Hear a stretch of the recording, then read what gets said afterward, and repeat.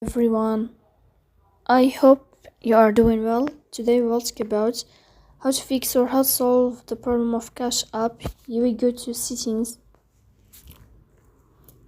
In this page, you will click on apps, default apps, app settings. Here in this window, you will search about the application of Cash App and you will click here.